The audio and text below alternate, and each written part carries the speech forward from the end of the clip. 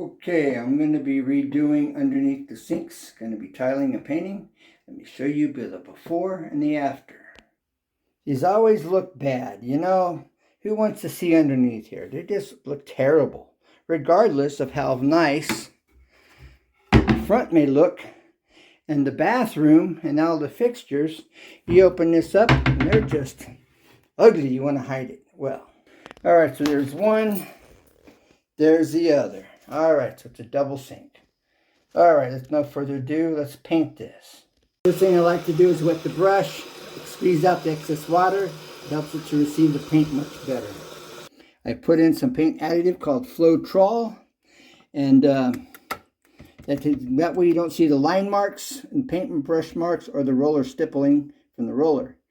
Now, this color is actually brighter than what it looks here. This looks creamy, but it's not this creamy looking without what I'm seeing.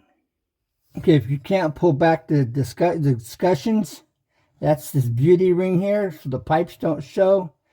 You just get it as close as possible, all right? Now,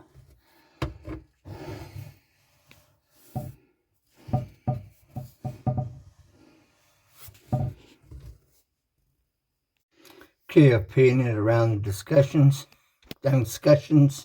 Took off the plate. Always take off your plate when you can. And now I can roll. All right, a sneak peek of what it's gonna look like.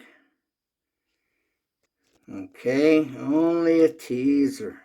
Home improvement tips, aka easy 2 tips and tricks. And as always, never give up, because there's always a way. Catch you on the next one. Stay tuned for part 2. And remember, St. John 3:16, 2 Peter 3:9, and 1 John 1:9.